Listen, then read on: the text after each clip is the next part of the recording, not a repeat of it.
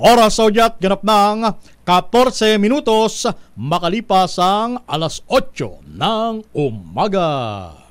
Programang nakikinig, programang inaalam ang masasabi mo, programang magbibigay ng tama at totoo para tama ang alam mo. Tara, usap tayo para malaman ang Damdaming Bayan. Live sa DZRH Radio, DZRH TV at DZRH Digital. DZRH Damdaming Bayan. Kasama sina Lakay Deo Macalma at Sister L Elaine Apit. DZRH Damdaming Bayan. Magandang umaga, Luzon, Visayas at Mindanao. Araw po tayo ng Huwebes, ika-14 sa buwan ng Marso, bisperas ng sweldo. Good morning, Sister L, Miss Elaine Apit. Good morning, Lakay Romel, at good morning po sa lahat ng mga nanonood at nakikinig sa ating programang Damdaming Bayan. Hello po sa inyong lahat, lalo na sa mga medyo nata-traffic dyan. Rush hour na kasi. Ayan, chill-chill lang tayo sa kalsada. At yung mga katulad nating manggagawa ay excited na na silipin ang kanilang payslip sapagkat bukas excited ba? 15 dias, swelday. Hindi ako na-excited. Kasi hindi pa pumapasok, may napaglalaanan na. Ayun lang. Ayun ang mapait na katotohanan na dapat natin tanggapin. Marami sa mga kasama nating sa labor sector hindi pa natatanggap yung sweldo, nakalaan na sa mga bayarin. Yes. Ayun, lalo na yung mga sumasahod ng arawan. Naku, nakakalungkot naman yung iba naman literal na dumadaan lang. Sa palad yung kanilang mga sweldo. Pero iba naman yung fulfillment kapag lahat ng kailangan mong bayaran ay nabayaran mo at wala kang utang. At meron ka pa reserba para sa susunod na 15 araw. Kahit konti, okay lang. Ayan, kaya tis-tis. Basta wala kang utang. Tis-tis pa rin tayo, sapagkat mahirap mang aminin pero talagang malaking hamon ang kinakaharap natin pare-pareho. Ang sabi nga habang maiksi ang kumot, matutong mamaluktot. Ayan. Oy, dun sa mga misis, pakisilip nyo nga yung inyong gatangan ng bigas. Meron pa ba tayong isasaing ngayon? Gusto meron pa ba? O baka naman sapin-sapin na ho yan. Paubos na. Kontintis pa. Bukas sweldo na. Diet mo na today? Makakabili na naman tayo ng kilo-kilong bigas. Ayan, konting higpit pa ng sinturon. Sabi nga, pero yung iba, ano ba ang hihigpit namin? Wala na kaming hihigpit. Yung sinturon, nasa leeg na. Yung sinturon na sinasabi mong higpitan, lumampas na hanggang dibdib. Malapit na sa leeg. Ayun. Dinadaan lang natin sa biro at tawa, pero talagang ganyan po ang buhay natin ngayon. Marami sa ating mga kababayan at ang talagang pinagkakasya yung kanilang katiting na sweldo. Pero importante, may trabaho. Yes. Ayan ang pinaka-importante sa lahat. Maging thankful ka kung ikaw ay may trabaho, bagamat hindi ganun kalaki ang hindi sweldo. Sapat. Kahit papaano ay meron kang nilulook forward na magagastos. Tama. Ay ang reklamo sa sahod, natural talaga yan. Hindi mawawala yan. Sino ba ang hindi nagreklamo? Tama. Saka sino ba ang ayaw na maging mataas ang sweldo, di ba? Kaso marami tayong dapat i-consider. Malay mo, halimbawa i-consider na taasan yung sweldo, marami namang kumpanya ang magsara or maraming kumpanya ang mapilitang mag-lay off. Mas masakit yun. Mas masakit yun. Hindi ba? Mataas nga ang sweldo pero marami naman ang mawawalan ng trabaho. Tama. Kumbaga, bibigyan mo ng adjustment yung 50% na mga manggagawa tapos 50% rin ang mawawalan trabaho dahil yung kanilang kumpanya hindi makakaagapay dun sa itatakdang wage increase kung sakasakali. Yan ang kasama sa mga isinusulong, hinihirit natin. Bagamat ang gobyerno naman natin, ay, to be fair, ay sa mga gumagawa ng paraan para kahit papaano ay matugunan yung mga ganitong klase ng problema. At kasama na nga dyan kay Romel, di ba, yung mga biyahe ng Pangulo na katulad ngayon na nag-end siya ng kanyang working visit sa Germany at mukhang papunta siya ngayon dyan sa Prague sa Czech Republic. At syempre, pagka balik ng presidente dito, ay may dala-dala na yung investment bills.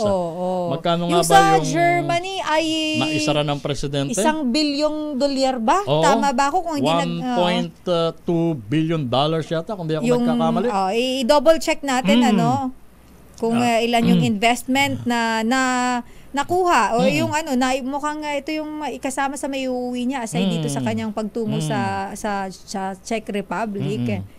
Bagamat marami pa rin ang pupuna sa madalas na pagbiyahe ng presidente, ay kahit papaano, pagbalik niya dito sa Pilipinas, meron siyang daladalang pasalubong. Medyo mas malaki pala, kay Romel, 4 na bilyong piso siguro yan. Dolyar. Investments from Germany. Ito yung na-secure ng ating Pangulo sa kanyang 3 araw na working visit dyan sa Germany. At syempre, pagka nabanggit mo yung investment, ang kahulugan niyan ay trabaho. Ayan. Pagka tayo ay dinagsa ng mga investor dito, definitely madadagdagan ang labor force natin. Ano pa ba malaking balita? Oy, teka muna. Doon sa mga sabik na sa panahon ng tag-init, yung mga kababayan na kating-kati na ang paa na libutin. Grabe na sa kating-kati yung paa. Napasyalan yung mga tourist spot naman sa Pilipinas. Wag kayong mabibigla. Pag kayo ay nagtungo sa Chocolate Hills, dyan sa lalawigan ng Bohol. At matagpuan nyo yung kaisa-isang resort na itinayo dyan sa gitna ng 2 burol. Yan yung tinatawag na Captain's Peak Resort. Dyan po sa Bohol.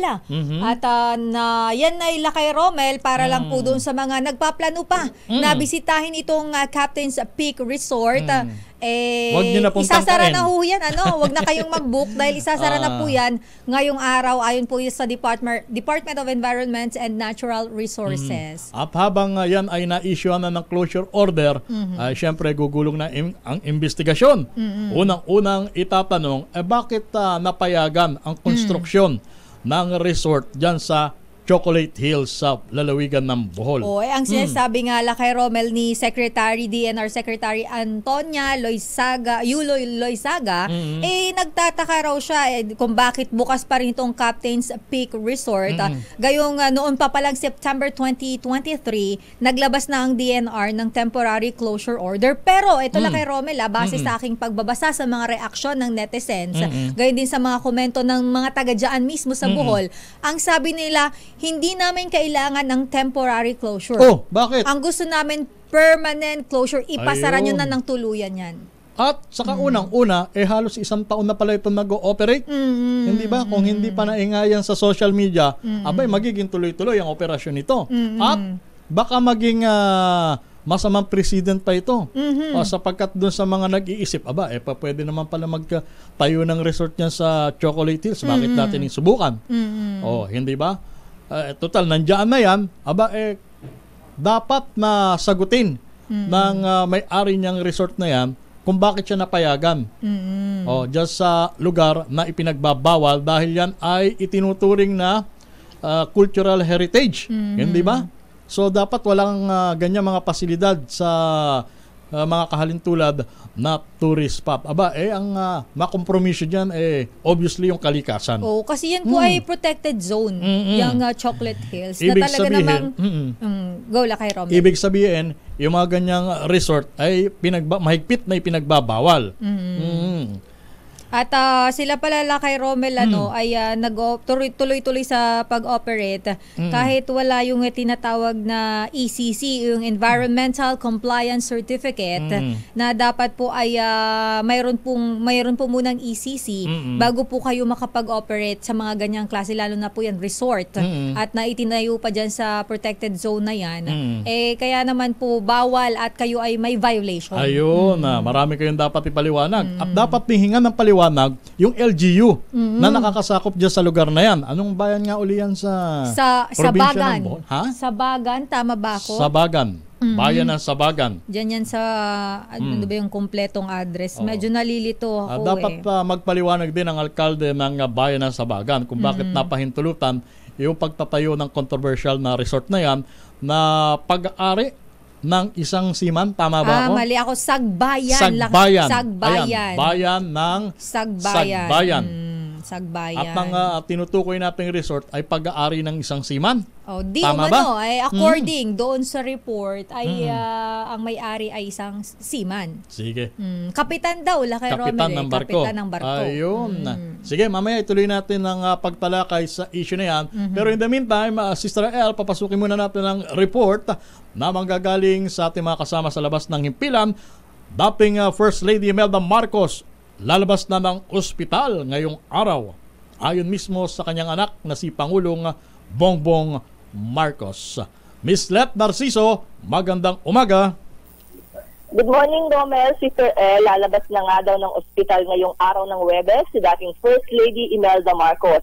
Sa media interview sa Germany, sinabi ni Pangulong Ferdinand Marcos Jr. na wala ng lagnat ang kanyang ina. Gusto na nga anya nitong umuwi at nagrereklamo na sa pagkain sa ospital habang marami rin ang gustong puntahan. Ayon sa Pangulo, nahihirapan ang dating unang ginang kapag wala itong ginagawa. Kaya sabi ni PBBM, maituturing naman itong magandang senyales at umaasa siyang kaagad makikita ang ina pag uwi ng bansa. Samantala, nasa Czech Republic na ngayon si Pangulong Marcos matapos ang 3 araw na working visit sa Germany.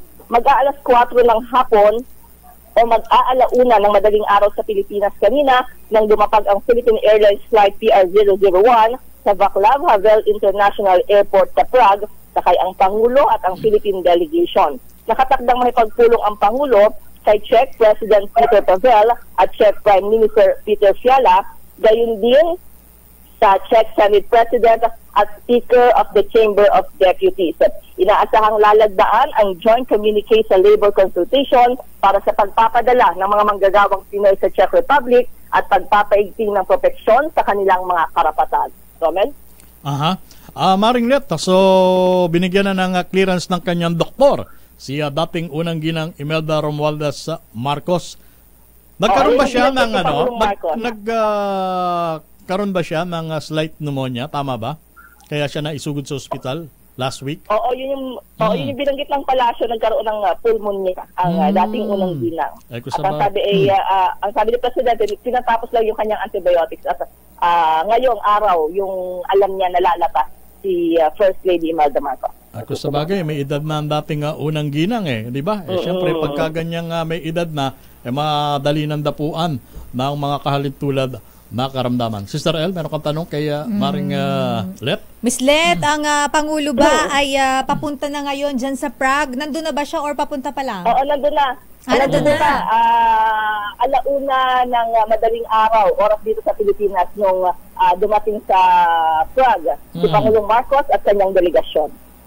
At ano ang inaasahan ng ating mamamayan sa kanyang pagtungo dyan sa Czech Republic? Oo, sa Czech Republic, ang particular na binanggit ng DFA dyan at ni Pangulong Marcos ay yung lalagdang joint communique para sa labor consultation dahil kukuha ng mas maraming mga manggagawang Pilipino ang Czech Republic mula sa Pilipinas. Ayun, so good news yan para sa mga Pinoy skilled worker. Yes. Miss Let, ilang araw ang Pangulo dito sa Czech Republic?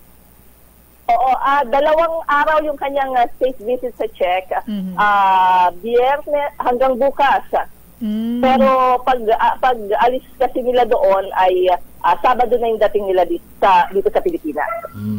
So after ng pagbisita niya sa Germany at Czech Republic, saan ang susunod na biyahe ng presidente?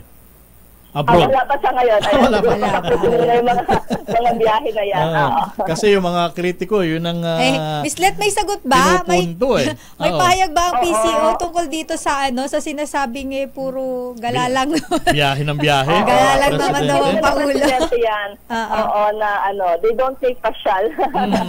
Totoo naman yan. Romel, ikaw nakapag-cover ka na rin ng foreign trip ng Presidente. Talagang siksik. Ayan, puno yung schedule. Kaya Tama. walang chance na makapasyal. Kung may pasyal man, talagang stroll lang na lakad-lakad konti. Yun. Walang oras para magliwaliw. Ay ka nga. Walang leisure time. Oo, puno ang schedule dyan. Lalo, siyempre, yung ibang mga Tama. bansa, iba rin yung time zone sa Pilipinas. Kaya ngayon, hindi ko alam yung sa Czech, pero yung sa Germany kasi ay 7 hours ahead ang Pilipinas. So, mahirap yung ganong schedule. At saka siyempre, sa halip na gugulin ng presidente sa pagliliwaliw yung kanya limitadong oras, siyempre mas mainam na bisitahin niya na lang yung Filipino community sa bansa na kanyang binibisita.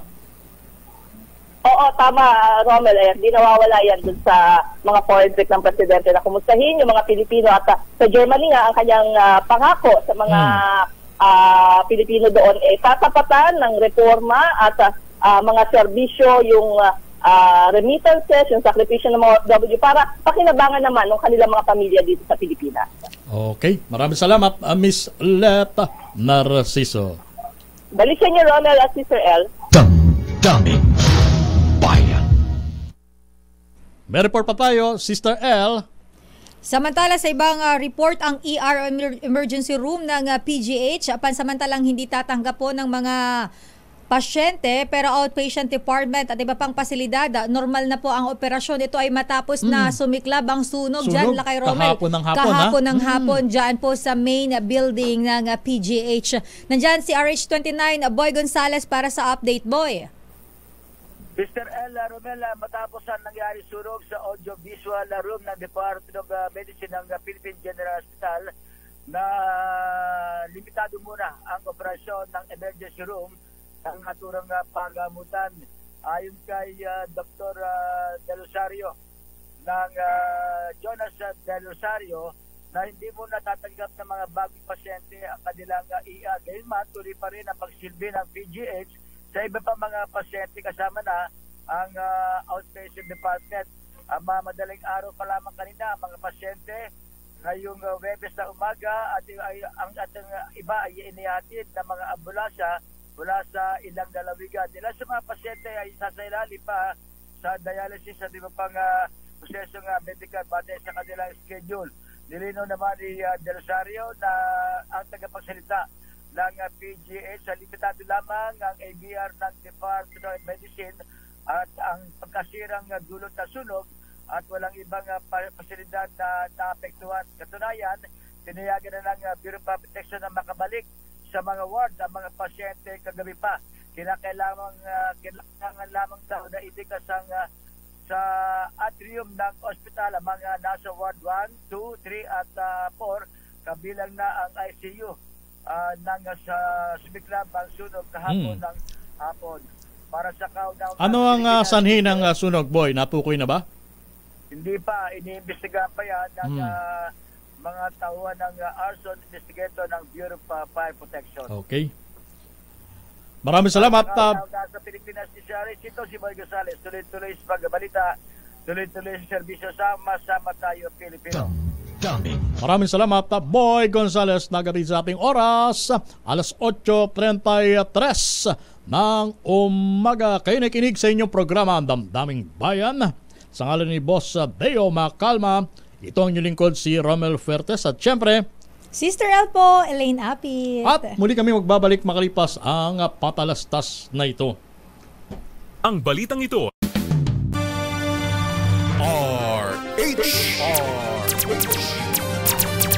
Hoy, balik tayo sa inyong programa, Ang Damdaming Bayan. Sumasa inyo tuwing Lunes hanggang Biyernes. Mula alas 8 ng umaga hanggang alas 10 po tayo ng umaga. Sa ngalan ni Boss Deo Macalma Ang inyo po napapakinggan sa Impapawid. Ito ang inyong lingkod, si Romel Fuertes. Kasama pa rin po si Sister L, Elaine Apit, at good morning sa mga nanonood at nakikinig sa atin araw-araw kay Romel na hindi tayo iniiwan sa ere. At shout out kay K.Els Bartolome na nakatutok sa atin. Hello daw sa'yo. At kay dating PNP Chief, Nick Bartolome. Naibag bigapyo, apo. Hello po. Ayan. Ito, ang sabi ni Bohol 3rd District Representative Alexis Tutor. Tama ba ang pronunciation ko? Tutor o tutor? Gusto ko yung pinapa-social mo pa eh. Ang gusto niya, hindi lang ipasara, kundi ipa-demolish. Ipa-demolish. Tignan mo ang mangyayari dyan.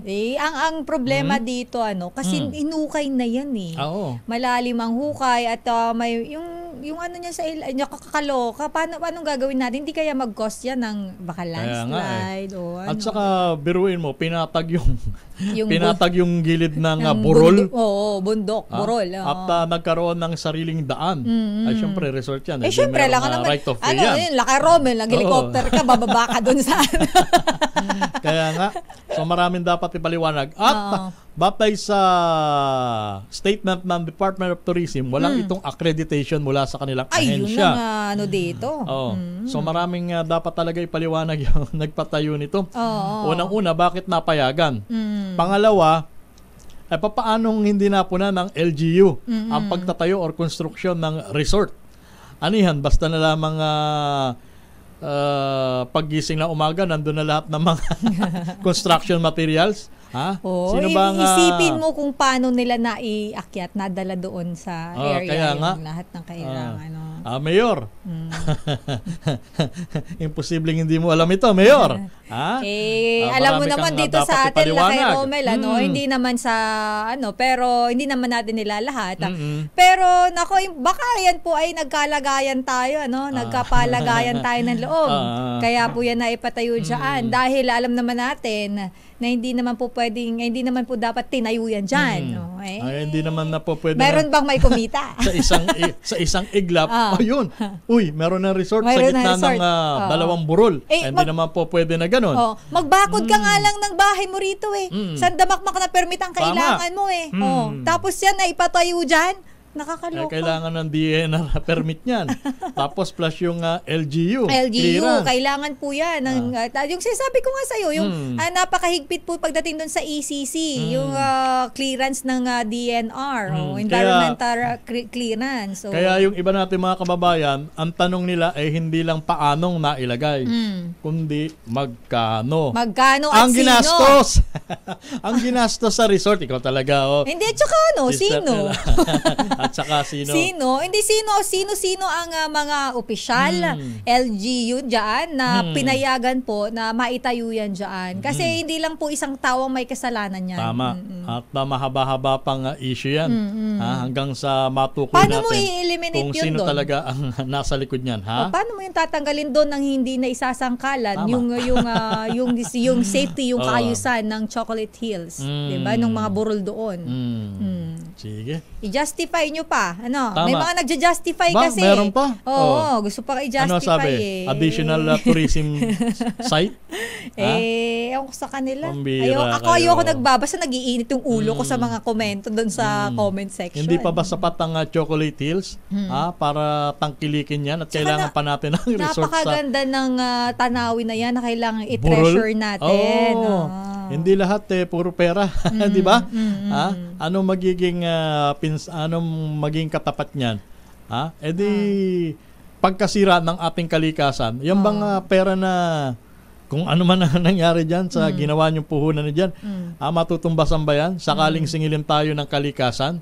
Hindi. Diba? Tapos kapag magtataka kayo bakit ang konting ulan baha, konting ulan may landslide, tanongin nyo yung mga sarili ninyo, sino bang dapat sisihin. Pero alam mo lang kayo, Romel, siguro kailangan ng backtracking dito eh. Nung itinatayo ito, sino-sino ba yung mga nakaupo, sino-sino yung mga LGU, sino-sino yung mga opisyal na tao I'm sure sa Sangguniang Bayan, Oo. dumaan din yan. Oo. Kasi hindi naman mabibigyan ng permiso yan kung walang approval mula sa Sangguniang Bayan. Dapat Sino-sino alam ba yung nila mga yun. konsehal dyan, ha? Eh, hindi pwedeng maghuhugas kamay tayo dyan kapag ka tayo nag-check na ng mga impormasyon na kailangang malaman. Kaya ang tanong ng ating mga kababayan, nasaan si Pastor Apollo Kibuloy? Bigla tayo nag-segue kasi isa yan sa inaantabayan ng ating mga kababayan Mainit din po yung issue na yan. Bagamat sabi ni Attorney Ferdinand Topacio kahapon, yung Lakay abogado ni Pastor Apollo Kibuloy, isa sa kanyang marami pala siyang na abogado.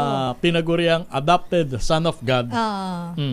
Sabi niya ay nasa Davao ang Pastor Apollo Kibuloy. Hindi nagtatago. Hindi nagtatago. Siya ay nasa Davao, Lakay Romel, at sabi ni attorney, siya ay palipad kahapon patungong Davao sa mga hindi po naka-monitor kahapon. Sabi niya, Lakay Romel, pag-uusapan nila kung ano yung magiging desisyon doon sa inilabas na contempt ng Kamara. Gayon din ng Senado. Tandaan natin si Pastor Apollo Kibuloy ay wanted sa Senado at maging sa Kongreso. Ayan. Kaya sa madalit salita, habang tumatagal ang panahon, lalong lumiliit ang mundo, di Pastor Apollo Kibuloy.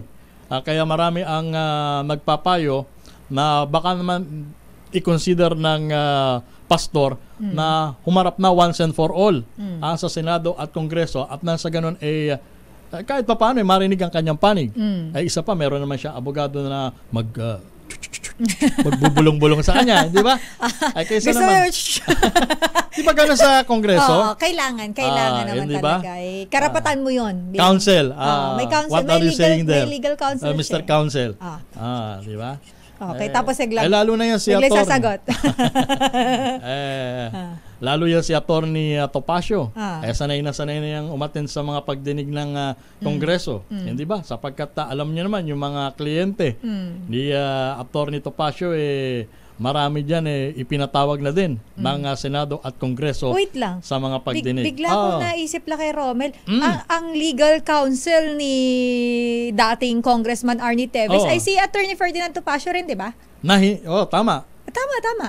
At yung kanyang kliyente hinahanap din ng Pilipinas. Nasa Timor-Leste pa ba? Nando sa dating, Timor-Leste at batay sa huling impormasyon, mukhang inaapila niya yung kanyang iniharap na application for political asylum. Sige, mamaya tuloy natin ang diskusyon na yan. Pero in the meantime, papasukin muna natin, Sister L, ang report mula sa labas ng impilan. Mahigit 700,000 halaga ng hinihinalang shabu. Nasabat naman sa bypass operation, isa arestado sa Dasmariñas City sa Cavite. Bakit ba hindi maubos-ibos itong shabu na ito? Bakit? Tingin mo paano mauubos yan? Sa dagat nga lang, pinapalango yung cocaine siguro, kaya marami ang nagmumungkahi baka pwede nating ibalik ang death penalty para sa mga ganitong kaso. Sa mga ganitong klase ng krimen. Walang tigil ang pagpasok Hindi ba? Alam, ang nakakaloka lang dyan, ang malungkot na katotohanan na kay Romel, may mga involved na opisyal. Hindi natin nila lahat, pero wag naman po tayong maging, ano nga sabi nila? Judgmental. Hindi, wag naman tayong masyadong maging, nakalimutan ko yung term, pero may aminin natin, maging hipokrita. Aminin natin, may mga opisyal na involved sa drugs. Sige, Mr. Noche Kaka sa detalye. Mr. Noche, good morning. Magandang morning, Romel at Sister L. Mahigit 700,000 pesos ang halaga ng hininalang shabu ang nasabat sa bypass sa operasyon sa Dasmariñas City, lalawigan ng Cavite. Ikinasaang drug bypass, drug suspect na si alias May sa barangay San Lorenzo Ruiz 2. Nabatid na kumagat sa pain ng pulisya sa bilihan ng iligal na droga si alias May at nakumpiska sa kanyang pag-iingat ang nasa 107 grams ng umano'y shabu na aabot sa 727,600 pesos. Kulong na si alias May sa reklamong paglabag sa Republic Act 9165. Mula sa Kanunan sa Pilipinas, DCRH. Ako si Nutika Kasultuloy sa pagbabalita, tuloy-tuloy sa serbisyo. Sama-sama tayo, Pilipino. Daming Bayan. Maraming salamat, Mr. Noche Cacas. Sa oras na alas 8:49 ng umaga. Nako, eto. Maraming maisasagot ito siguradong personalidad na kakapanayamin natin. Nasa linya ng komunikasyon si Attorney Jamie Villamor. Ayan. Bohol Board Member.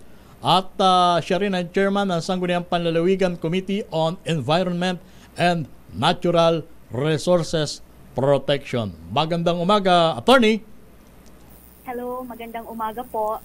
Aha. So, unang-unang itatanong, syempre, Attorney, papaanong nabigyan ng pahintulot na maitayo ang resort na yan sa lalawigan ng Bohol, particular sa Chocolate Hills?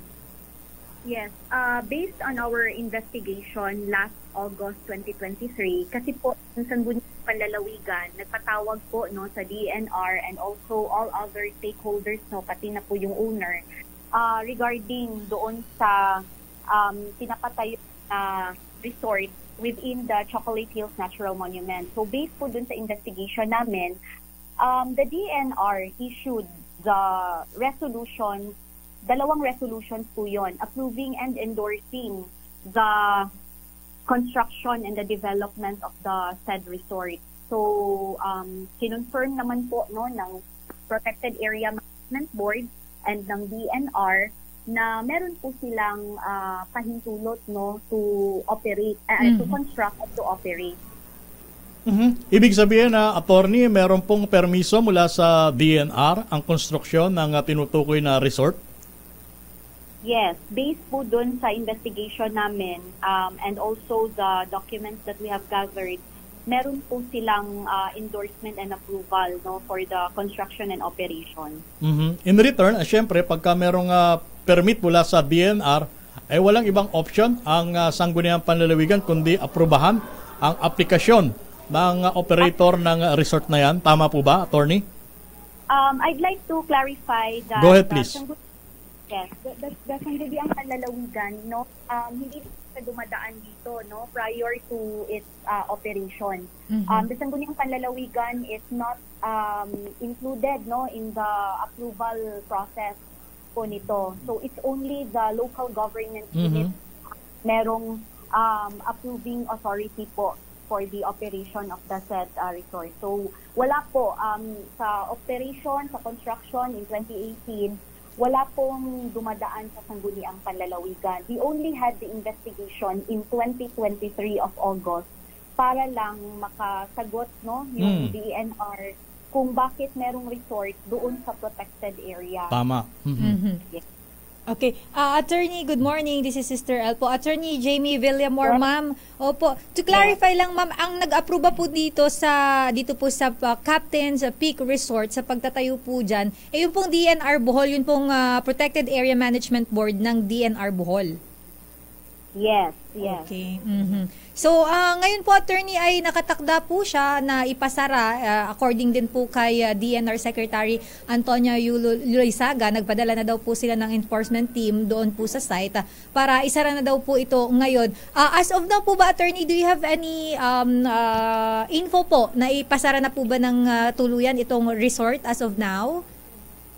To be frank about it, we just knew the actions taken by the DNR based on their social media postings, yung statement po na pinalabas nila, after our investigation last September 2023, despite conveying to them in writing all our recommendations and our requests to hold in abeyance any construction, we haven't received any official reply from the DNR. So, yung statement lang po nila kahapon on social media posts, yun lang po yung information namin na nakukuha from the DNR.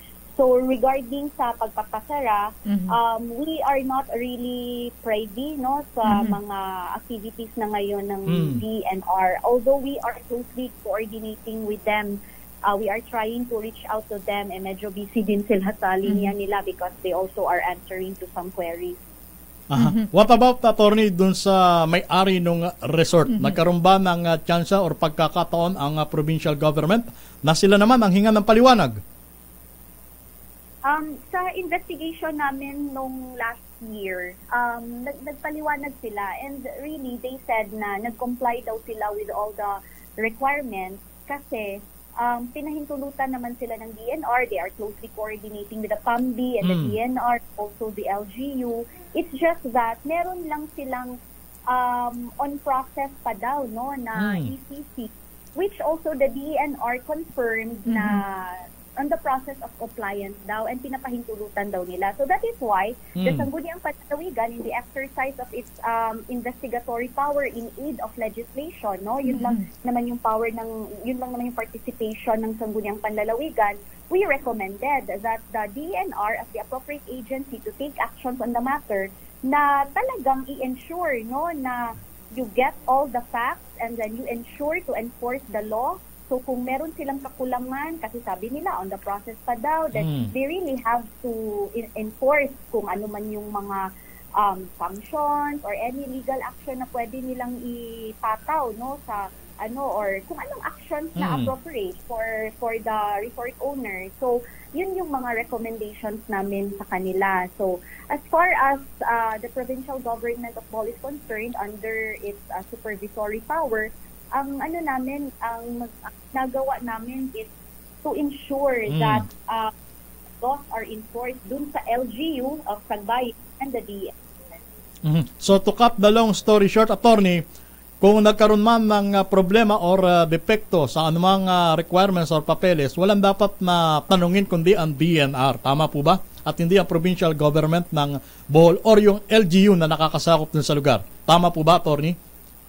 Yes, it's really the DNR that should clarify all these things because they are the agency that is mandated by law, no, to be the manager, no, of all the natural resources, especially this, no, itong protected areas.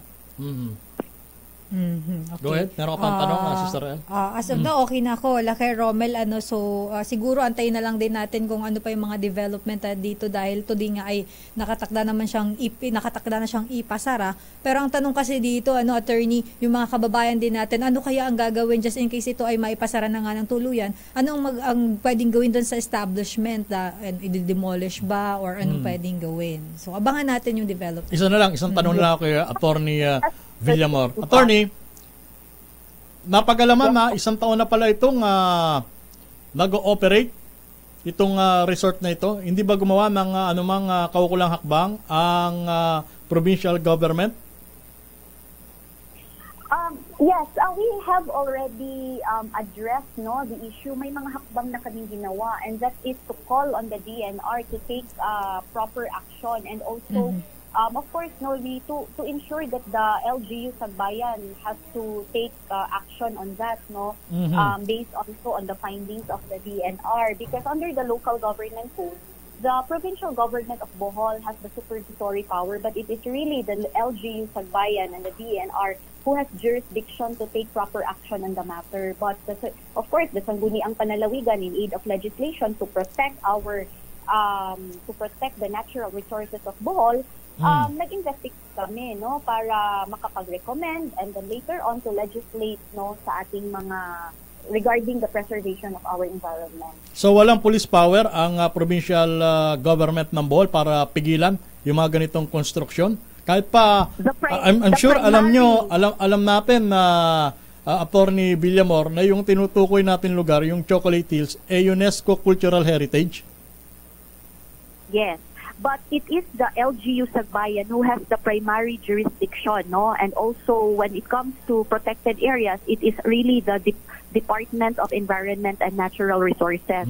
But then again, the provincial government of Bohol took, no, the initiative to investigate and to recommend and also to guide, no, what has to be done. So nung nagpa-investigate kami nung September 2023, right after that we requested them, no, na i-hold in abeyance any construction or development within the area. Ang problema nga po, attorney, sinasabi nyo hold in abeyance paano kumpleto na yung construction, tapos na, paano pa po? Hindi ba exercise in futility na lang yung sinasabi nyo na hold in abeyance? hold in abeyance for future applications, no? Kasi meron pa kasing mga iba daw na mga applicants, and mayroon pa po mga iba na gusto pang magko-construct. Kasi, okay, linawin ko lang ha, ganito po kasi, go ahead, please. The Protected Area Management Board of DNR has guidelines, no, when it comes to protected areas, particularly this Chocolate Hills Natural Heritage Monument. So, meron silang guidelines niyan na development, construction, or anything that you'd like to do, any activities that you'd like to do within the area is allowable for as long as you follow the conditions. Yeah. So, maraming conditions yun, no? One of the conditions na very interesting, no, dito sa case na to is yung 20% threshold from the tip of the hill to the baseline. So, di ba nakikita natin sa videos at sa pictures na merong slide, no, na nasa hill na. So, sabi ng PAMD and DNR sa amin during the kasi nag-react kami sabi namin, why is it na nasa hill na yan? Tapos sa flatland, sobrang lapit na sa hill, no? So, we really do not like na nandun siya, ganyan. And then, DNR said na allowable po siya kasi it is a multiple use zone. And 20% naman lang po ang nagamit. Hindi po siya umabot ng 20% yung nagamit daw sa hill. Kaya sabi namin, is that a valid guideline? So sabi nila, valid naman because yun nga daw, multiple use zone daw. So that's why, in one of the recommendations, we strongly recommend talaga na to amend or to revise that guideline to allow, no, that the construction of any structure sa hill na 20% lang, dapat zero, wala dapat sa construction. In effect, so that was our recommendation. In effect, attorney, meron pa rin tsansa na yung mga panibagong aplikante ang makapagpatayo ng mga kaparehong resort dyan sa Chocolate Hills, provided na sila ay makapagsumite ng mga kaukulang dokumento at permiso mula sa DNR. Ganun po ba? Yes, because meron silang guidelines na allowed ka pero dapat hindi ka umabot ng 20% at basta kumpleto lang ang mga documents mo. Kaya kami sa Sangguniang Panlalawigan and also the province of Bohol, sabi namin dapat i-revise yung guidelines na yan. That was really our recommendation. Dapat hindi na natin i-allow. Now, on the part of the Sangguniang Panlalawigan as the legislative body, we are currently crafting, no, an ordinance na comprehensive siya. Hindi lang siya applicable sa protected area natin sa Chocolate Hills, kung hindi sa ibang lugar din sa Bohol na yun na nga, hindi na talaga natin i-ano. Kasi if we rely on DNR guidelines and issuances, minsan kasi, no, it may be applicable to other places but not here in Bohol na meron kasi talaga siyang natural heritage. Attorney, nabanggit niyo po mayroon pang mga nag-a-attempt or mayroon pang gustong magtayo ng establishmento dyan po sa nabanggit na area. Do you have a record po ba, data na hawak kung ilan po itong mga to na gusto pa nilang magtayo ng establishment dyan sa area? We do not have written data or record on the matter, but it was manifested to us by the DNR na meron pa po daw mga applicants, no? So, and actually, naghingi din kami ng inventory of all the protected areas, kung ano pa yung mga other relevant, relevant na data na kailangan namin para sa pag-draft ng ordinance, but the DNR has yet to submit any written reply. Mayroon din katanungan mo na kay Romel, bago siguro natin si attorney. Attorney, ito po bang Captain's Peak Resort, ilan po ba daw ang mga empleyado rito? Aware po ba kayo? Gaano po karami? Siyempre, employment din po ito para dun sa mga kababayan natin dyan sa Sagbayan. Marami po bang empleyado ang Captain's Peak Resort? At anong gagawin ng provincial government? That I cannot speak, no, and validate kung ilan po yung mga empleyado po dyan sa I think the right office to address that is the local government unit of Sagbayan, doon mismo sa area.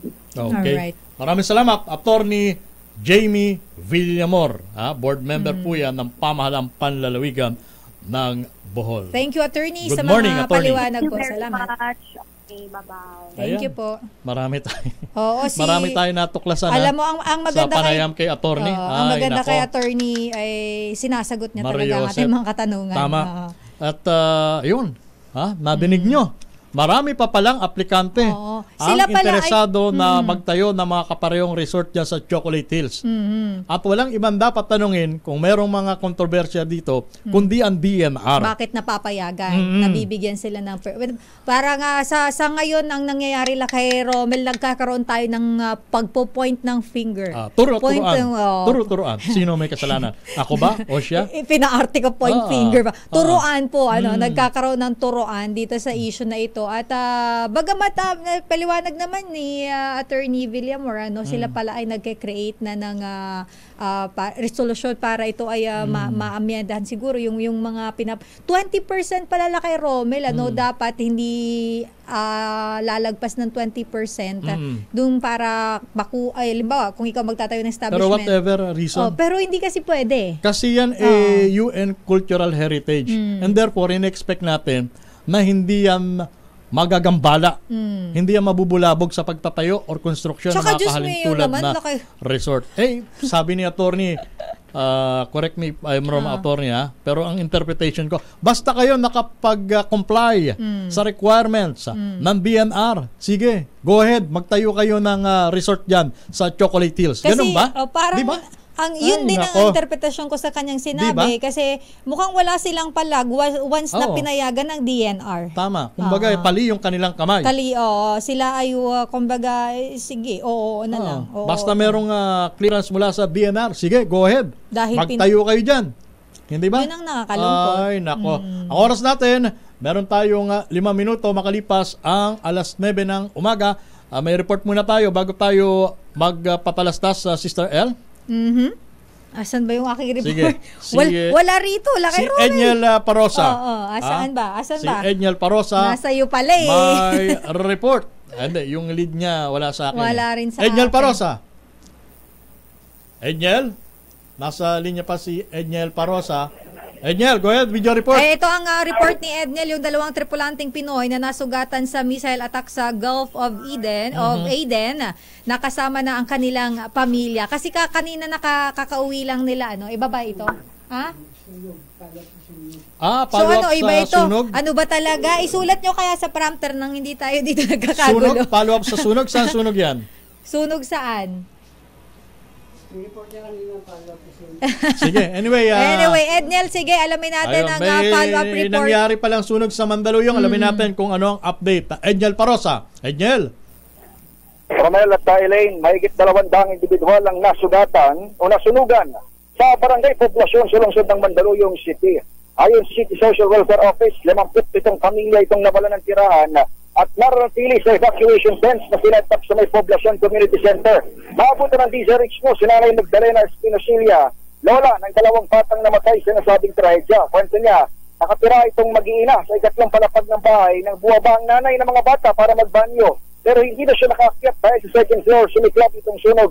Doon sa sinasabing second floor naman nakatira yung tsuhi ng mga bata na hindi na umano makontak at mahanap hanggang sa mga oras na ito. Pakinggan natin itong pahayag ng lola. As I have said in my... Nanay daw yung nagbanyo. Kasi nung nag-iiyak na, paano namin makukuha? Doon nagmula sa kanila yung sunog sa second floor. Yung kuya niya, nung malaki na ang apo, tumakbo na. Kuya nung nanay. Yun yung doon nagmula ang sunog. Doon sa tumakbo na yun. Tumakas? Tumakas, Kilala sa mga pangalang Joyce at Justin, itong 15 anyos sa Dalagita at 5 anyos na batang lalaking natupok ang katawan habang natutulog. Hapon ang sunog pasado alas 2 ng madaling araw habang patuloy naman ang pagsiyasat ng Bureau of Fire Protection sa mismong sanhi ng nasabing trahedya. Para sa kauna-unahan sa Pilipinas, DZRH, ito si Edniel Parosa. Tuloy-tuloy sa pagbabalita, tuloy-tuloy sa servisyo. Sama-sama tayo, Pilipino. Dummy. Meron tayong 8 minuto makalipas ang alas 9 ng umaga. Standby kay Edwin Duque at standby Sherin Alfaro sa Malakas Promo. Susunod na kayo makalipas ang patalastas na ito. This time check is... Meron raw pong taxi na bumalahaw dyan sa elevated walkway sa tapat ng Maserati sa kahabaan ng EDSA. RH number 52, Edniel Parosa. Edniel! Romel at Elaine, nakasubsob ito ngayong uso ng isang taxi. Dito yan sa kanto ng Connecticut at EDSA. Kapagkat pumalahaw dito, itong papaserong sasakyan, matapos makatulog umano, itong inaantok na tsoper ng nasabing sasakyan. Galing doon sa Campo Crame, itong si Kuyang driver ng Thai taxi na may plate number NEC 4828. Nang siya'y makatulog umano o antokin at nang makita itong gasolinahan ng petrol dito sa kanto ng Connecticut at EDSA, ay kanya sanang susubukang ipara dito yung taxi. Kaya lang ay nawala na nga doon sa control o yung kanyang control doon sa kanyang manibela. Dahilan para mangyari itong aksidente. O swerte lamang, Romel at Elaine, dahil kung makikita niyo sa ating video, walang nadamay na iba pang mga sasakyan o nakapark dito sa harap ng nasabing gusali at naiwasan yung ilang mga struktura dito. Yun nga lang yung taxi medyo, ayun, sapul yung ano. Talagang sumubsob siya, no? Oo, sumubsob siya ron.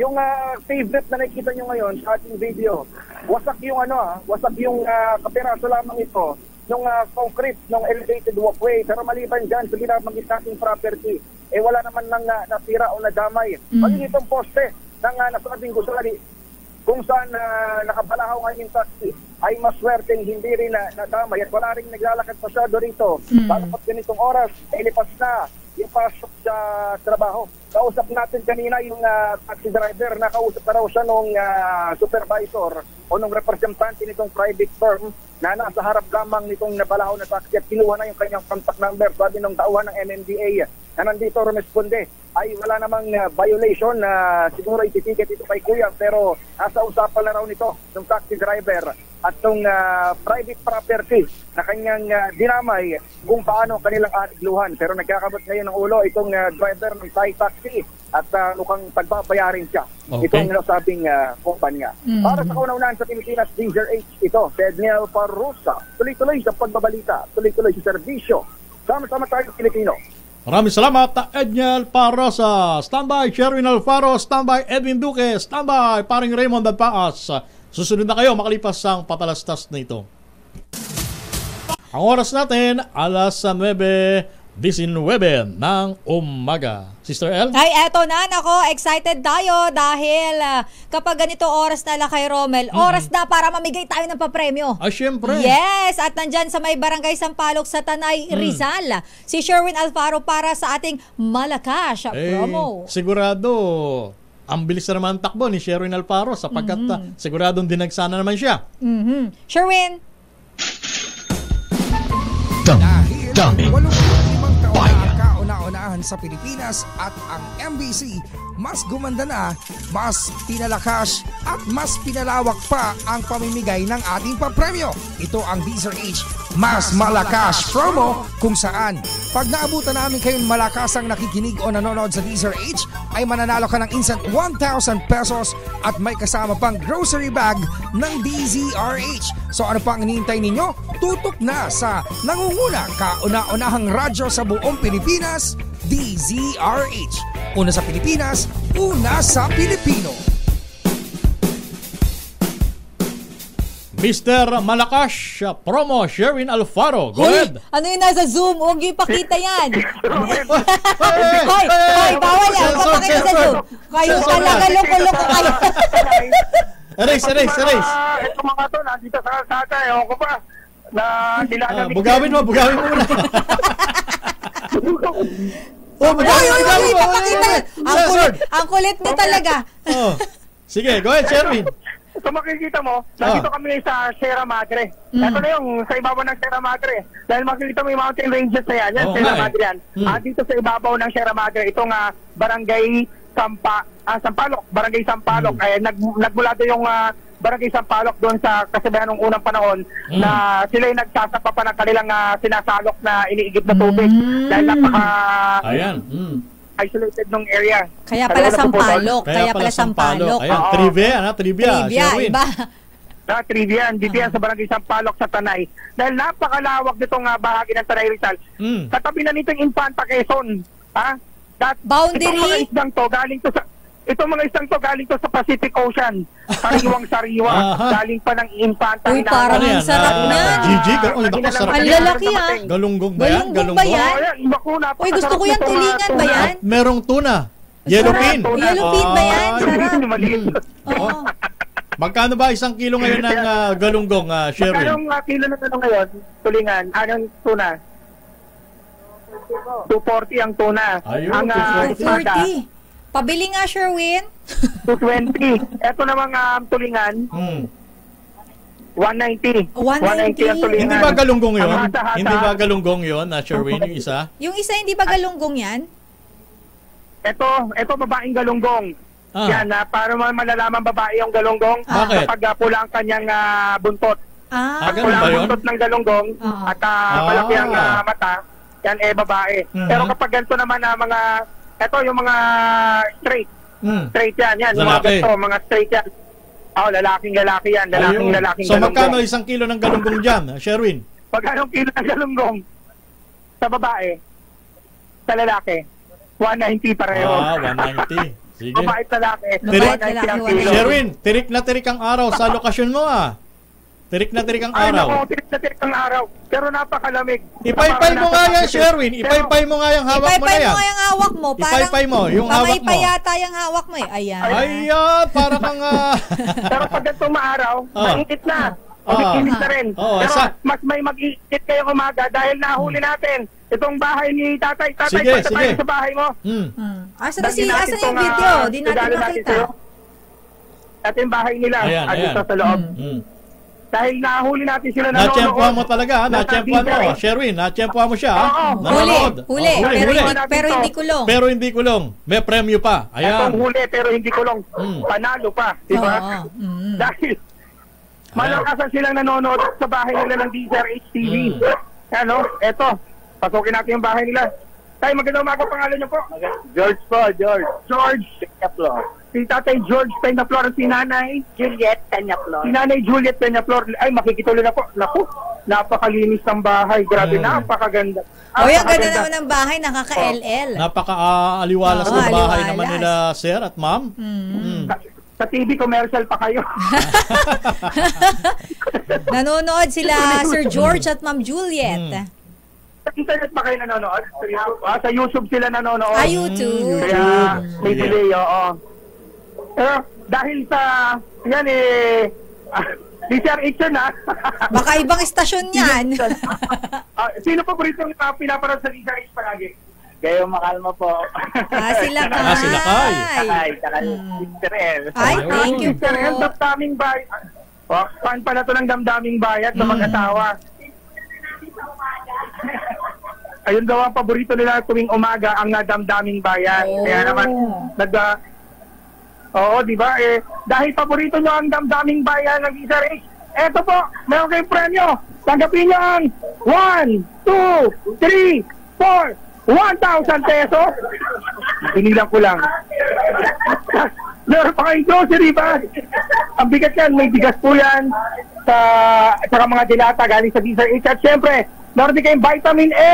Yan po, vitamin E na pala, E pa lang, E. Vitamin E pa lang pala to. Yung E parating pa lang. Vitamin E galing po rin sila kay Deo Macalma. Ano po masasabi niyo po? Maraming salamat po, Lakay, at sa buong crew ng DCRH. Ngayon, nandun po si Romel Fuertes. Ako, ganun din po kay Mr. Romel Fuertes at kay Sister L. Thank you po. At congratulations. Congrats po, enjoyin nyo po ang vitamin E. Sabi po nila kaya ang vitamin E, 3 kutsarita lang po yan. Konti-konti lang. Or drink moderately. Diba? Hinay-hinay lang pag vitamin E, Nako, kaya naman lagi tayo tumutok sa DZRH dahil baka kayo nang susunod na winner natin sa DZRH. Mas malakas from our number 6, Sherwin Batang para tuloy-tuloy sa pagbabalita, tuloy-tuloy sa serbisyo, sama-sama tayo Pilipino. Maraming salamat, Sherwin Alfaro. Kaya tumutok na sa DZRH baka kayo na ang susunod na winner ng ating Malakas promo. Dahil 85 taon na ang kauna-unahan sa Pilipinas at ang MBC mas gumanda na, mas pinalakas at mas pinalawak pa ang pamimigay ng ating papremyo. Ito ang DZRH Mas Malakas Promo, kung saan pag naabutan namin kayong malakasang nakikinig o nanonood sa DZRH ay mananalo ka ng instant 1,000 pesos at may kasama pang grocery bag ng DZRH. So ano pang hinihintay ninyo? Tutok na sa nangunguna kauna-unahang radyo sa buong Pilipinas, DZRH. Una sa Pilipinas, una sa Pilipino. Damdaming Bayan. Yun daw pong amnesty para sa mga miyembro ng CPP-NPA, NDF. Ito po yung makakaliwang grupo ay aprobado na sa Senado. Ibalita mo yan, RH number 28, Paring Raymond Dadpaas. Paring Raymond, magandang umaga. Paring Romel, Elaine, kinatigan ng 23 senador ang proklamasyon na magbibigay ng amnesty para sa mga dating miyembro ng CPP-NPA-NDF. Itimatapos sa aprobahan sa third and final reading ang House Concurrent Resolution number 20 na may layuning bigyan ng amnesty ang sa 3,000 mga dating rebelde. Ikinatuwa ito ni Senador Jinggoy Estrada bilang chairman ng Senate Committee on Defense at pinasalamatan ang mga kapwa senador na una nang inaprobahan ng amnesty proclamation para sa mga miyembro ng RPMP, RPA, ABB, MILF at MNLF. Hinimok na Estrada ang Office of the Presidential Advisor on the Peace, Reconciliation and Unity, National Amnesty Commission, Department of Justice, Armed Forces of the Philippines, Department of National Defense at Philippine National Police na huwag hayaang hanggang sa papel lamang ang proclamation na ito. Narito si Senador Jinggoy Estrada. As I have said in my sponsorship speech, amnesty is the best policy. I call on the Office of the Presidential Advisor on Peace, Reconciliation and Unity, headed by Secretary Galvez, the National Amnesty Commission, the Department of Justice, the Armed Forces of the Philippines, Department of National Defense, the Philippine National Police, who graciously lent us their valuable time and expertise during the period of interpellation. Do not let the amnesty measures remain just that, a mere policy. Let's all make sure that this amnesty program, together with the amnesty programs for the MILF, MNLF, RPMP, RPA, ABB, which were early approved by Congress, will be implemented fully and faithfully towards its objective of transforming lives and communities, encouraging former rebels and combatants to return to the folds of the law and to participate in nation building within the framework of peaceful and deliberative society. Bahagi ng pahayag ni Senador Jinggoy Estrada para sa kauna-unahan sa Pilipinas, DZRH. Ito si Raymond Dadpaas, tuloy-tuloy sa pagbabalita, tuloy-tuloy sa serbisyo. Sama-sama tayo, Pilipino. Maraming salamat, RH28, Lakay Raymond Dadpaas mula po dyan sa Senado. Samantala, ito naman ang update, case closed na ang kasong pamamaril at pagpapatiwakal ng isang jail officer sa Valenzuela. Alamin natin ang detalye mula kay RH23, Edwin Duque. Edwin. Miss Elaine, kinumpirma ngayon ngayong umaga ni Police Colonel Salvador Destora Jr., ang Chief of Police ng Valenzuela, na case closed na itong kaso ng pamamaril at pagpapatiwakal ng isang jail officer na nakatalaga sa BJP Annex 4 sa Taguig City. Si jail officer Mel, 27 years old, ay bumaril. Ito yung bumaril sa kanyang sa ulo ng mag-ina na dati nitong kinakasama nung kung saan ay isinama ba nito yung anak na babae na kapatid ng live-in partner nito. Ay dito sa opisyal, tinangka ng suspect na puntahan at makiusap sa dating kalibin nitong si Bernadette, pero pinigilan na makapasok sa kanilang tahanan itong si Nanay Lani at anak nitong si Grace. Kaya itong suspect ay nagalit at binunot yung kanyang baril na inisyo, saka pinaputukan sa ulo itong mag-ina na gara nilang ikinamatay. Nagbaril din sa ulo itong si Mel, kaya magkasamang tumimbang sa bahay ng mag-ina. Pagamat na itakbo na ito ng risk team ng Valenzuela sa pagamutan, pero binawian din ng buhay Batay sa initial investigation ng Valenzuela Police, naalaman naman ng suspect na maliban doon sa nalamang meron ng karelasyon yung dating kinakasama, ay matinding iniisip din ito yung sinampang kaso sa kanya na nito si Bernadette na nakatakda na sana na magharap na yung March 24. Nagsampa pala ng kasong anti-violence against women and children at administrative case ito si Bernadette kay Abel bago naganap itong malalim o kalagim-lagim na krimen. Wala pa rin dito sa Valenzuela, Comisaris 23. At tuloy-tuloy sa pagbabalita, tuloy-tuloy sa serbisyo, sama-sama tayo, Pilipino. Maraming salamat, Mr. Edwin Duque. Nagatid sa ating oras, alas 9:32 ng umaga. Kayo nakikinig sa inyong programa ang Damdaming Bayan. Minus muna ang lakay ng bayan, Mayor Beo Macalma. Ito ang inyong lingkod, si Romel Fuertes. At Sister Al po, Elaine Apit. Ang sabi sa headline ng isang pahayagan, Duterte in 2028. Tatakbo ba ang balita ko mukhang tatakbo bang senador ang dating Pangulong Rodrigo Duterte?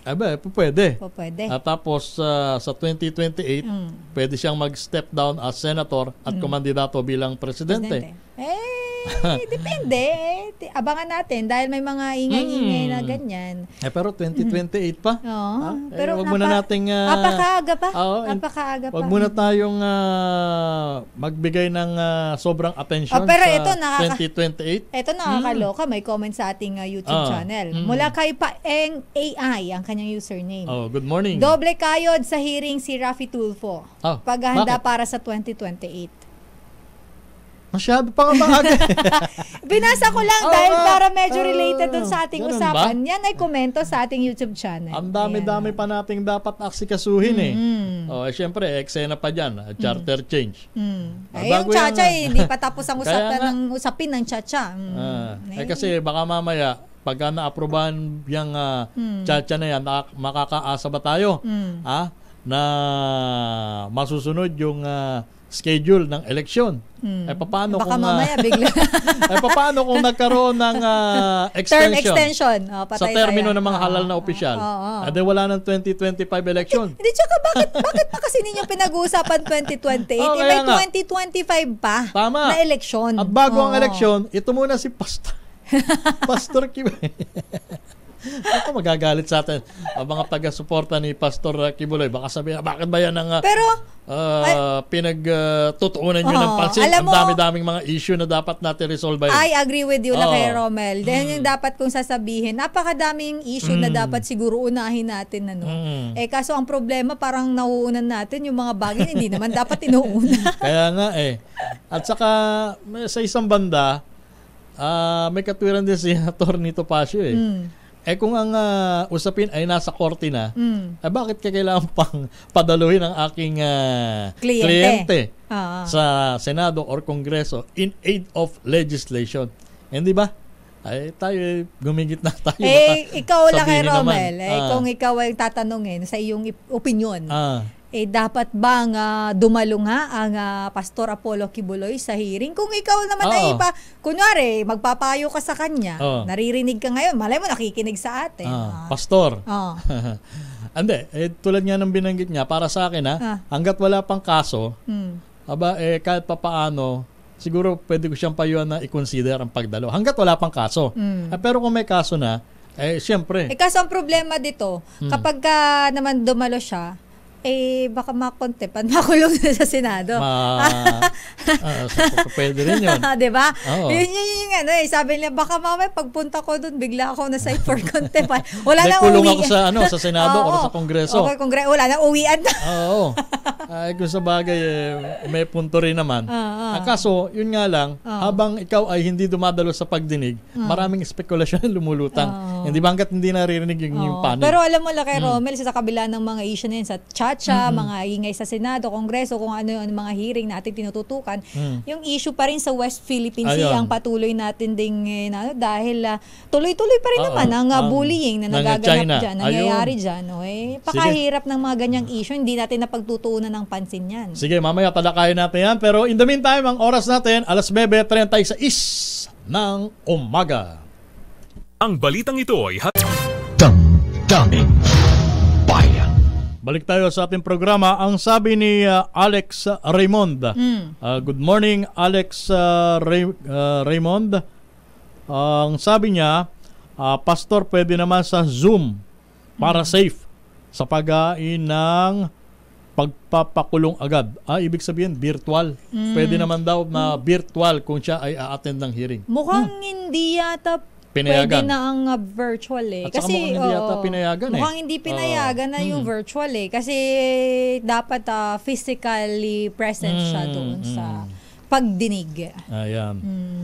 Marami dito, sabi dito, sa aking palagay, tama po si Attorney Topacio, nasa Supreme Court na yan, alam na this, pa lang po si Hontivirus, at yung... Kayo talaga. Totoo, binabasa ko lang naman At yung iba naman yun yung pagkakatype niya. Iba naman sumasakay para pampapogi. Gusto lang nilang magbida-bida at ipahiya si Pastor. Yan ay galing Damdaming Bayan po yan ni Edwin Pancho. Ayun. Sige, marami pa tayong babasahin ng mga komento pero papasukin muna natin modernization ng mga government hospitals at paglalaan para sa public health infrastructures. Ipinanukala kasunod ng sunog sa PGH. Ito mahirap kung kailan magkakaroon ng sakuna, doon lang makakaisip. Milky Regunan, Manang Milky, dahil bigat mo, Manang Milky.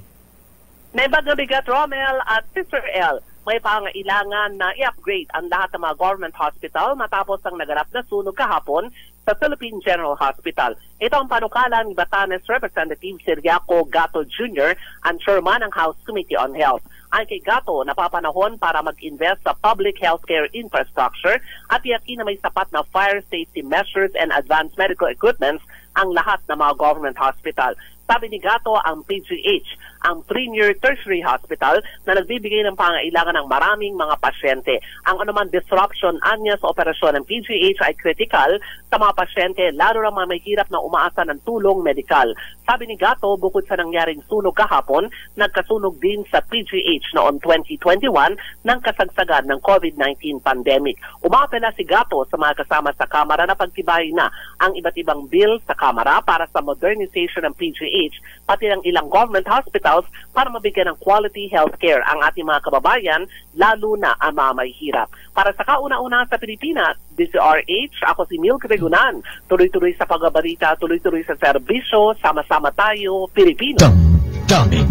Maraming salamat, Manang Milky. Maganda yung proposal na yun. Gawing modernize yung mga government hospital. Wala tayong tutol doon. Okay na okay yun. Ang kaso parang doon lang tayo nagigising pag nagkaroon ng sakuna na tulad na nangyari sa PGH. Hindi ba? Masyado tayong reaksyonaryo. Hindi ba pwedeng advance? Hindi ba pwedeng advance? Parang ang problema kasi dito sa atin may mga bagay na alam natin dapat pinagtutuunan natin ng pansin pero dinidedma lang natin. Doon lang tayo kikilos pag may nangyari ng insidente katulad ng sunog sa PGH. Naging ugali na yata. Kumbaga para tayong martilyo at tapako. Kung hindi mo pukpukin. Hindi lulubog. Ay, nako. O kaya pagka barel, kung hindi mo kalabitin, hindi puputok. Ay, nako. Ang oras natin, meron tayong 16 minutos pa bago sumapit ang alas 10 ng umaga. Batiin ko lang itong mga masugid na taga-pakinig at taga-panood natin sila raw ay nakikinig at nanonood sa ating programa. Danny Robles ng Island Gas, Bong Solmiren at Kuyang Nilo Espelita. Ang pagbati galing kay Eric Dasdas, ang correspondent natin sa Calabarzon. Shout out and hello kay Sir Eric, wala ba tayo doon? At ito naman, shout out natin ang Team Lapid. Nakikinig sa atin, Lakay Romel. Senador Lito Lapid. Shout out Team Lapid, Ryan Reyes, Leymar Bustamante, at Florante Rosales. Siyempre, pagka sinabi nating Senador Lito Lapid, laging kaakibat niyan si ang anak ng Supremo. Florante Rosales na dati natin kasama dito sa DZRH. Meron ka pang balita dyan? Sa Business is Our Business Report. Siyempre, hindi yan mawawala dito sa atin. Usapang negosyo tayo sa ating Your Business is Our Business Report. Nasa 34 na subsidiaries ng Ayala Land. Pag-iisahin na daw yan, Lakay Romel, para mas simple yung ownership structure. 34? Ang dami pala ng subsidiaries ng Ayala Land na yun. No wonder. Napakarami pala niyan. Alamin natin ang Your Business is Our Business Report mula kay RH17, Nicole Lopez. Nicole. Halos 3 dosenang subsidiaries ng Ayala Land Incorporated ang imamerge o pag-iisahin ng property giant upang mas mapadali ang sistema ng ownership. Sa disclosure ng Ayala Group, sinabi ng Ayala Land ang kanilang real estate unit, saklaw ng Ayala Land Estates Incorporated at Ayala Land Hotels and Resorts Corporation ang mga i-consolidate.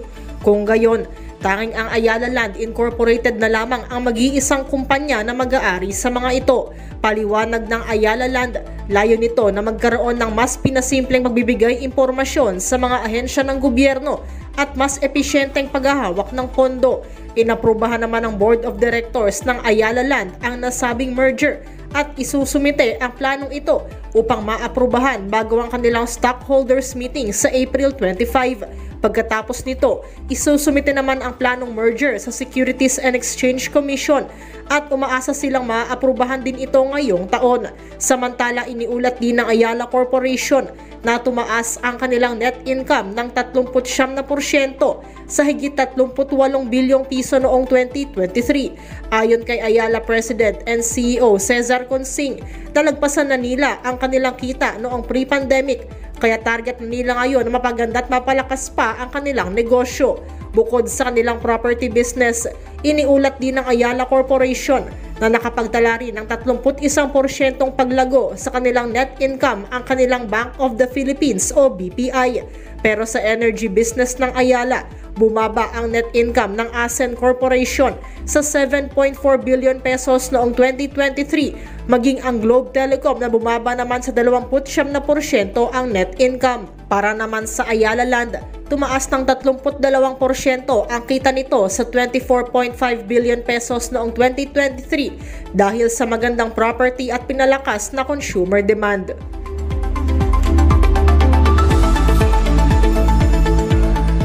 Samantala, bahagyang humina ang palitan ng piso kontra dolyar sa halagang 55 pesos and 39 centavos kada US dollar, habang naitala sa $84 and 2 centavos ang halaga ng kada bariles ng Brent crude sa pandaigdigang merkado. At yan ang ating balita sa mundo ng negosyo. Your business is our business. Mula sa kauna-unahan sa Pilipinas, DZRH, ito si Nicole Lopez. Tuloy-tuloy sa pagbabalita, tuloy-tuloy sa serbisyo. Sama-sama tayo, Pilipino. Daming Bayan. Thank you, Nicole. At sa iba pa mga komento natin, Sister L, ang grabe ka naman, Donkey. Bakit? Nag-uulyanin na si PRRD. Kahit sa Senado na siya, pwede nag-uulyanin na baka magkalat pa. Ayan ang sabi ni Donkey doon so, sa parang posibilidad na sumabak muli sa politika si dating Pangulong Rodrigo Duterte. So para sa kanya, hindi na dahil nag-uulanin na raw. Hoy! Hindi po, bata pa naman, malakas pa nga. At saka mukhang i-consider ni nung kampo ni PRRD ang paghikayat sa kanya na kumandidato bilang senador sa 2025 dahil hindi siya nawawala sa top 3 sa mga survey. Yan naman ay talagang yung pangalan niya po ay talagang lumalabas at lumalabas sa mga survey. Kaya mukhang gusto nilang i-push. Pero sa tingin mo ba Pwede pa si Siguro, Pangulong PRRD na bumalik sa Ako kung politika. titingnan natin sa age niya, kay Romel, enjoyin na lang siguro niya. Yung kanyang private life. Mas masarap at mas tahimik ang buhay. Walang intriga. Walang intriga. Oo.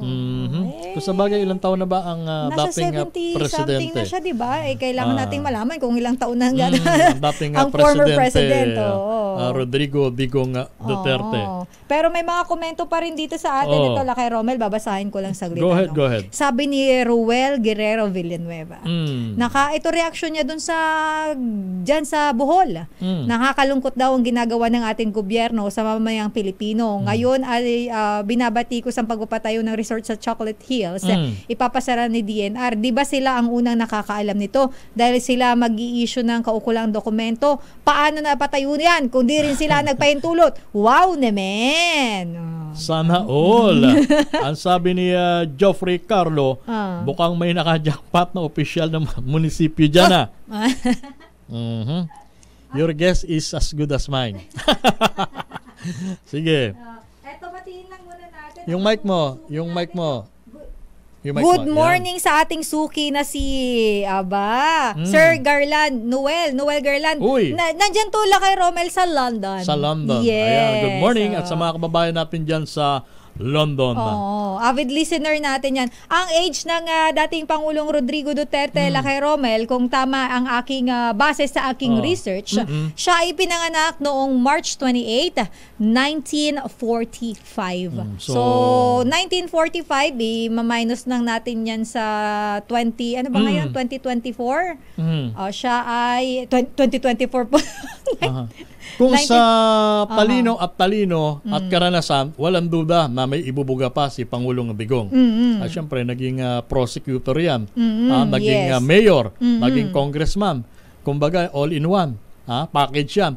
Kaso magiging question dyan, kaya pa ba ng kanyang pangangatawan? That's the question. Diba? Kasi diba, parang medyo na din siya lately. Parang mali ang aking na-research. Okay. So, nung naging presidente pala siya, ay 71 years old siya. Oo. So, kung 1945 siya pinanganak, 83 na siya ngayon? 83. 83 na pala. Pero sa edad niyang 83, very sharp pa rin very sharp dating pa siya. Presidente. Ha? At hindi sa kanya halata na mahina na siya or 83 years old na siya. Ang sabi naman ni Albert Saligo, good morning sa iyo. Si Digong pala ay appointed appointed son of God. Bakit? Ang binabanggit niya kasi si dating Pangulong Digong Duterte ang itinalaga bilang administrator ng Kingdom of Jesus Christ. Ayan. At tinanggap naman ng presidente yung offer na maging administrator. Kaya tuloy may mga sabi ni Senator Liz Hontiveros, iba ka daw kasosyo. Si dating Pangulong Rodrigo Duterte, ni Pastor Kibuloy. Pero obviously, close sila ni Pastor Apollo Kibuloy. Hindi mo naman maideden na yun, kay Romel, na sila ay close at magkaibigan. Since time immemorial. Sige. Okay, may babasahin ako ditong mga comment pa sa ating pero shout out ko lang bago tayo pumunta sa shout out kay Carex Kayanong at yan sa farm sa Sabong on Air. Nakikinig daw pala sila sa atin. Farm meron. Yan sa Antipolo. Sa wala. Yan yung sa Antipolo. Ay, ganun ba? Si Carex Kayanong. Si Carex Kayanong yata nakakalaban si Kamusta Atong ba Ang. ang sultada? Sultada alam na alam. Kanayong. Kayanong. Ayan. Saan ba ang klase natin? Diyan ba sa Manila Coliseo?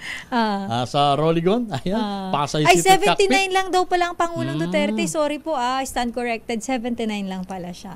Ayan. So, ayun. Wala. Napag-uusapan lang ang natin. sabi naman ni Marcela Marquez, wag na siya sa Senado, puro mura naman ang maririnig ng mga kabataan. Pero hindi naman siguro. Pero syempre medyo hindi pa naman ako ganun katanda. Pero kahit pa paano naman tayo ay socially aware. Ay, Lakay Romel, sa mga naging presidente natin, parang siya lang yung palamura. Kaya nga. Obviously, siya lang. Oo. Siguro naman pagdating sa kung halimbawa mabigyan siya ng pagkakataon sa Senado, baka naman kahit pa paano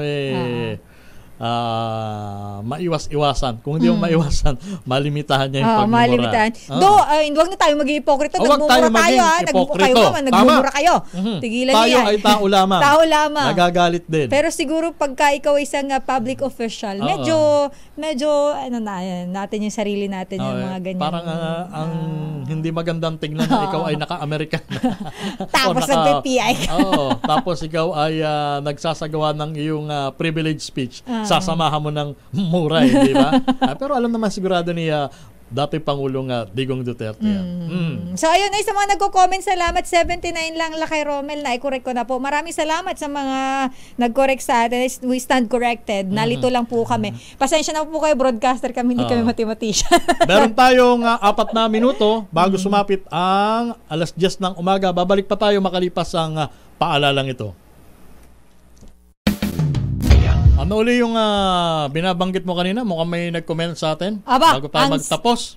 Ito ang ating closing comment. Sabi ni Badudels, sabi niya dito. Badudels, username niya sa ating YouTube channel. Good morning. Sabi niya, okay nang palamura kaysa palabulsa. Sa madalit salita, ano ang gusto nyo? Mahilig magmura o mahilig magnakaw? Oras natin, 10:00 ng umaga. At yan nakabuhan nating palatuntunan ang inyong damdaming bayan. At sa ngalan nila kay Boss Deo Macalma, ito ang inyong lingkod, si Romel Fuertes. Magkarinigan po tayo ulit bukas, 8:00 hanggang 10:00 ng umaga. Damdaming bayan. Sister El po, Elaine Apit, stay safe. God bless everyone. At susunod na programa ni Miss May Binauhan. Bye! Bye!